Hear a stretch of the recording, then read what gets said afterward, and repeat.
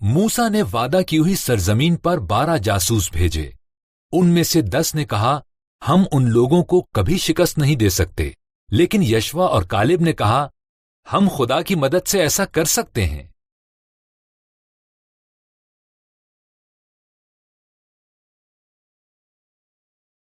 سہمے ہوئے لوگوں نے 10 جاسوسوں کی بات کا یقین کیا۔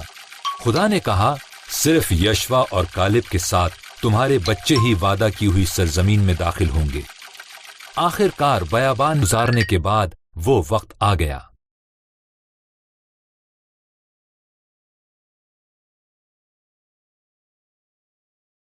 یشوع نے یریحو میں 2 جاسوس بھیجے جو راہب نامی ایک عورت سے ملے، جس نے ان کو اپنے گھر میں چھپایا اور دیوار سے نیچے اتر کر بھاگنے میں مدد کی۔ انہوں نے اس سے وعدہ کیا کہ وہ اور اس کا خاندان محفوظ رہیں گے۔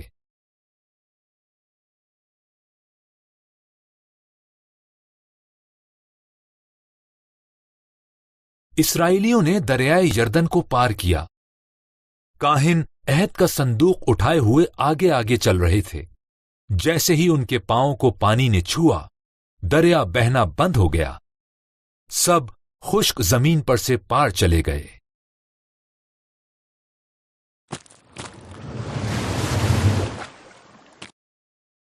آگے یریحو تھا۔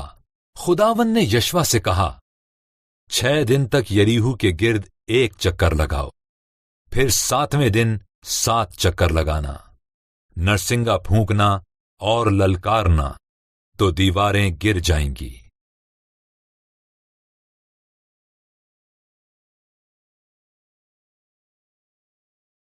یشوع نے خدا پر بھروسہ رکھا۔ اس نے وہی کیا جو خدا نے کہا تھا، اور دیواریں گر گئیں۔ انہوں نے شہر پر قبضہ کر لیا۔ راہب کو زندہ چھوڑ دیا گیا۔